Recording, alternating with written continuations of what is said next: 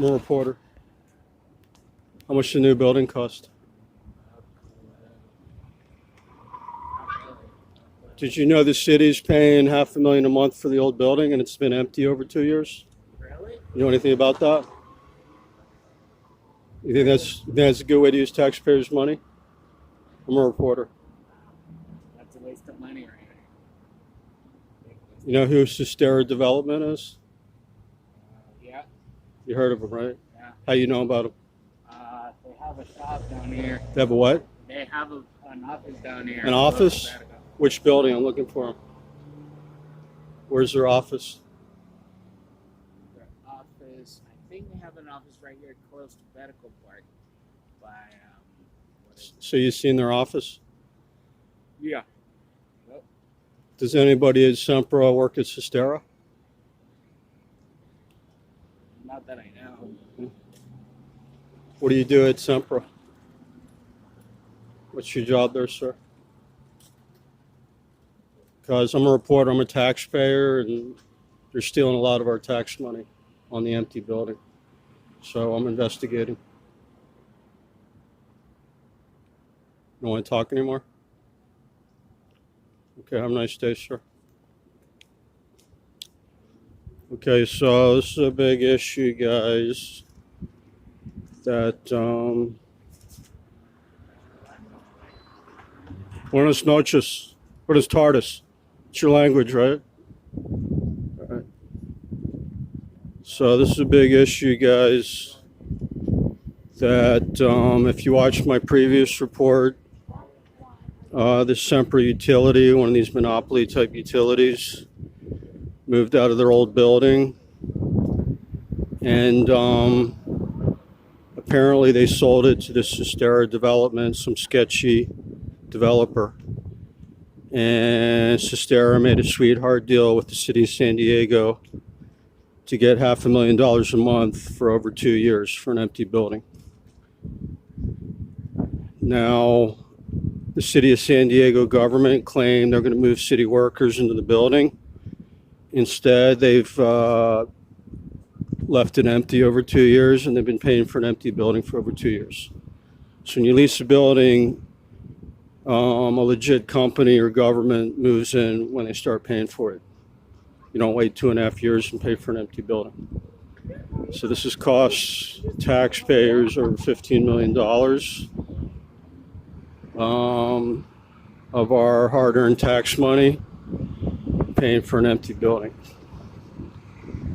Okay, so you can watch my other videos on this on my channel. It's called the U.S. Nationalist Report.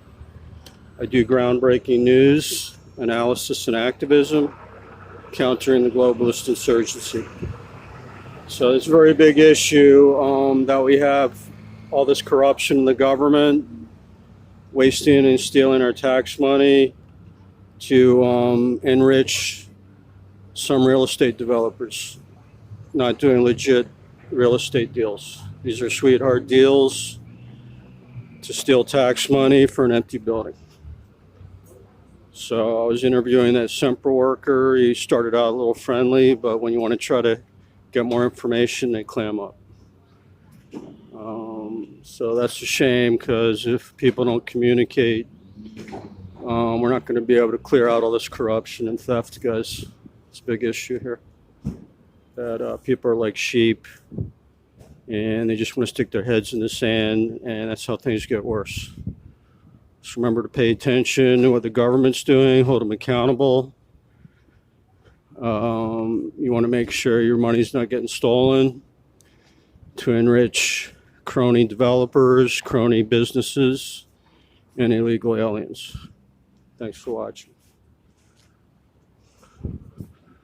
Okay, I'm walking towards the new Sempra building, so I might try interviewing a few more people. They have this brand new building here. Look at this, guys. Brand new, very expensive building.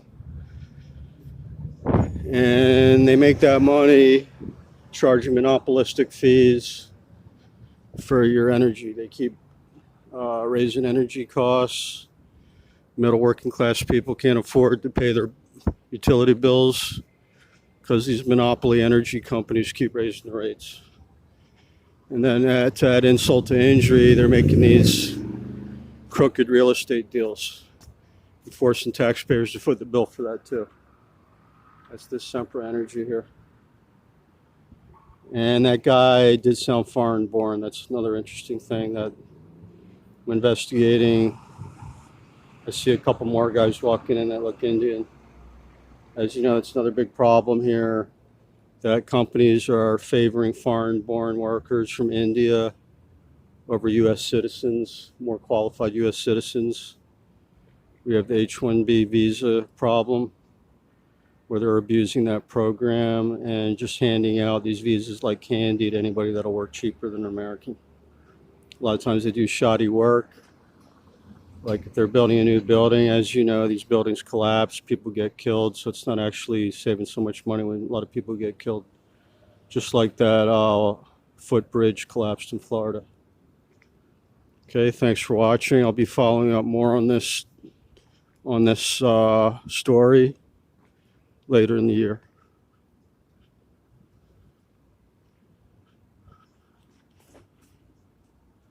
Let me try talking to this guy here. Hey, you Allied Universal? Allied Universal? I got a question, sir. I got a question for you. Yeah. I'm a reporter. Are you a supervisor? What's the red tag mean? That's because I'm working, that's the badge, because I'm working with Legend. Legend? Yes. Oh, so you work for a specific business? Well, basically it's Allied, but we're associated with a lot of... So Legend pays you guys? No. Who's paying you? Allied pays me. But who pays Allied Universal? That's a good question. You don't know? No. How long have you been working for them? Just about like a few months. A few months? Do you have a college degree? Yes, I am. No. I'm a reporter. Okay. You know our First Amendment? You don't know the First Amendment? Okay, don't you think you should know laws if you're doing security in public? Yeah. You should know. Yes. Okay, so you should learn the First Amendment. I did have an issue. You're a friendly guy, so I don't have an issue with you so far. Okay. But a couple... I'm just heading out to lunch right now. Excuse me? I'm just heading out to lunch right now. Yeah, but this is a serious issue. Okay. You guys could get sued, so I'm trying to educate you. I've seen your guys harass people, musicians on the street trying to do music. Oh, really? Yeah. I also had one of your guys named... Yeah, one of you guys named David. I'm a professional reporter. Like, I got to work too, you know what I mean? I'll wait for the motorcycle. But I was doing a story a few nights ago, and one of your guys forced me to move from the sidewalk. I was standing on a public sidewalk. I have the right to do that. I was reporting on a story. Now, this bar security at Smoking Gun told the guy to tell me to move. I told him I'm a reporter. I was doing a story on a party it was a fundraising party. I was doing a story on it.